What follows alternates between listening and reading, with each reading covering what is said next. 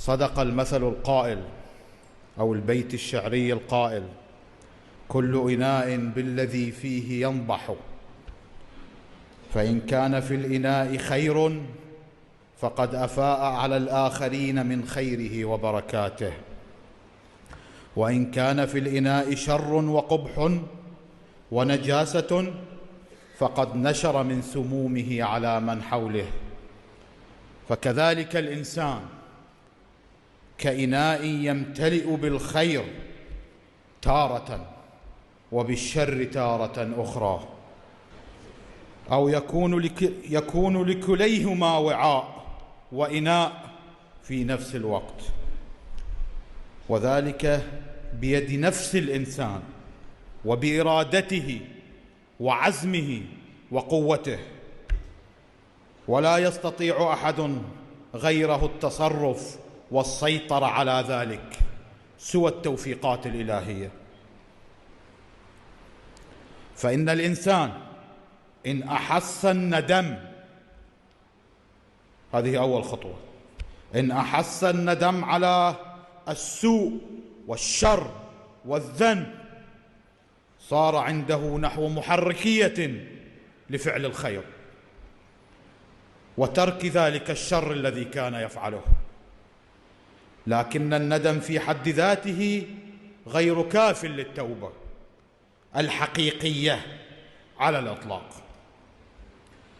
بل هو مجرد بداية تنقدح معها فكرة السير على النهج الحق والاستمرار على العمل الصالح، فخطوة من العبد والباقي على الرب.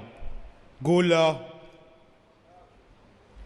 كما ورد ذلك في الحكمة الإلهية: وبما أن العبد قد ندم من ناحية على ما كان قد فعل من سوء قبل أن يتداركه الموت، فقد خطى خطوة نحو تحقيق التكامل اللامتناهي، لتأتي فيما بعد الفيوضات الإلهية والألطاف الرحمانية والتوفيقات الربانية التي تحيط بكل فرد، وكم من فرد عنها من الغافلين.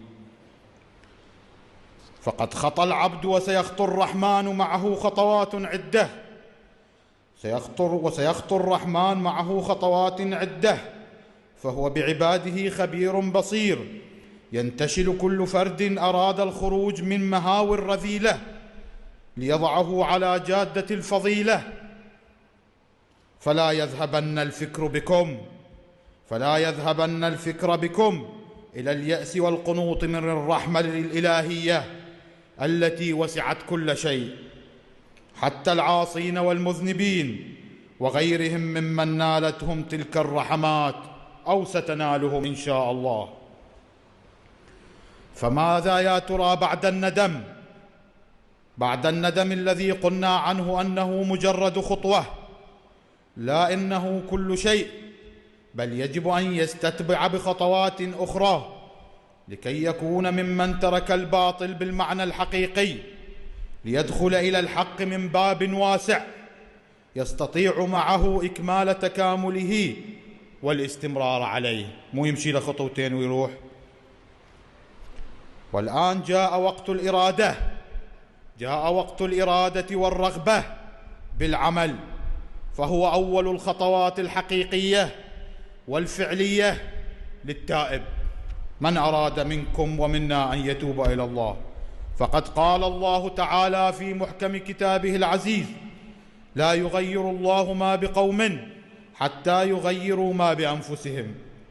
وبمعنى من المعاني أن الله جل جلاله لا يغير ما بشخص ولا يغير مكنونات الإنسان السيئة إلى الحسنة إلا إذا هم أرادوا تغيير ما بأنفسهم، ولن يتغير ما في الإنسان والنفس أو النفوس إلا مع الإرادة والرغبة نحو التغيير.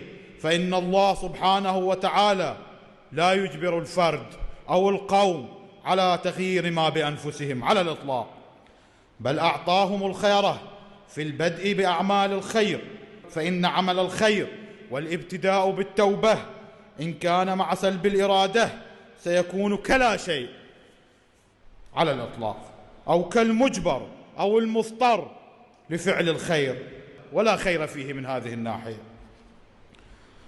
ثم أن الله سبحانه وتعالى قال: ومن أراد الآخرة وسعى لها سعيها، من أراد الآخرة وسعى لها سعيها وهو مؤمن بها وهو مؤمن فأولئك كان سعيهم مشكورا. وهذه الآية الشريفة تبين لنا بعضا من مراحل الخروج من فعل الشر إلى فعل الخير، فهي تقول: من أراد، وهي المرحلة التي نحن بصددها والتي يجب فيها على الإنسان أن يكون مريدا لفعل الخير والتكامل، ومن دون إرادته سوف لن يخرج من الشر إلى الخير، ولن يترك المحرمات لفعل الفضيلة والحلال.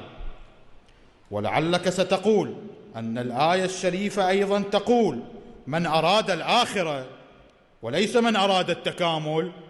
فأجيبك بأن الآخرة في الآية يراد بها نحو من التكامل، على عكس الدنيا التي يراد بها التسافل، الدنو والتسافل.